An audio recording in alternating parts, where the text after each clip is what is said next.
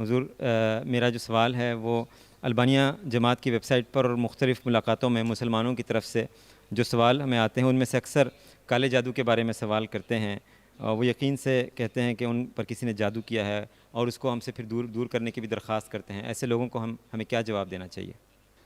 بات یہ ہے کہ یہ تو ساری وہمی چیزیں ہیں، دماغی سوچ ہے، وہم ہے، متاثر ہو جاتے ہیں لوگ. انسان کی نفسیات ہے، ایک بات اس کو بار بار کہو نا تو وہ سمجھتا ہے کہ سچی ہے. تو یہی حال ان مسلمانوں کا ہے. یہ کالا جادو ان مسلمانوں پہ ہوتا ہے، احمدیوں پہ کیوں نہیں ہوتا؟ ہمارے پہ تو نہیں آج تک ہوا یہ کالا جادو. لوگوں نے بڑی کوششیں بھی کی ہیں.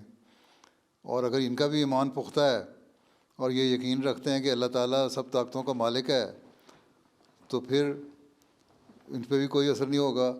تو ایسی حالت میں ایک تو وہموں کو دور کرنے کے لیے استغفار زیادہ کرنا چاہیے، اور پھر لا حول ولا قوت الا باللہ العظیم پڑھنا چاہیے.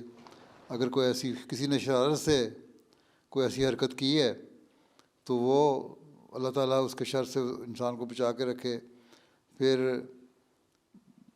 جو آخری 3 صورتیں ہیں وہ پڑھنی چاہیے تاکہ حاسدوں کے حسد سے بچا کے رکھے اللہ تعالیٰ، اور ان کے شر سے بچا کے رکھے، شیطان کے شر سے بچا کے رکھے. تو یہ چیزیں اصل میں تو ان کا وجود کوئی نہیں ہے. بعض لوگوں نے بڑے کاروبار بنائے ہوتے ہیں. حضرت خلیفہ اول نے بھی اس کے بارے میں بڑی تفصیل سے لکھا ہے کہ ایجنٹ چھوڑے ہوتے ہیں، وہ لوگوں کے گھروں میں چلے جاتے ہیں اور وہاں کوئی نہ کوئی چھپ کے ایسی حرکت کر دیتے ہیں، اور پھر اس کے کچھ عرصے بعد اس بندے کے دماغ میں ڈالنا شروع کر دیتے ہیں کہ یہ دیکھو تمہارے پہ ساتھ یہ ہوگا یہ ہوگا یہ ہوگا، اور اس کا علاج یہ ہے کہ تمہارے گھر کے کونے میں فلاں جگہ کوئی چیز چھپی ہوئی ہے، اس کو نکالو تو تبھی یہ جادو دور ہو سکتا ہے.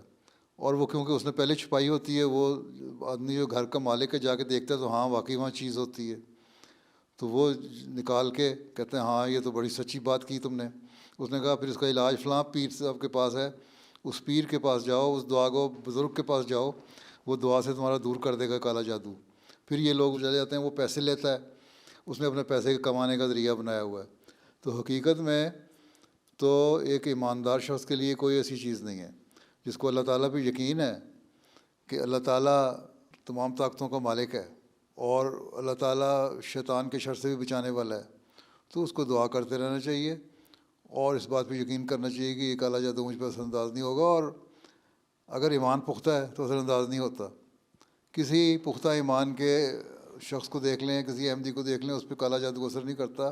اثر اسی پہ ہوتا ہے جس کا کمزور ایمان ہو، جو اس بات پہ یقین رکھتا ہو.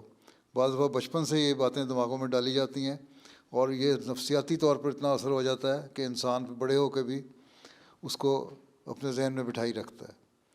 اس لیے ہم تو اس بات پہ یقین نہیں کرتے. اگر کسی کو کالو جادو کرنا ہے تو مجھ پہ کر کے دکھا دے، میں پھر مان جاؤں گا. ٹھیک ہے.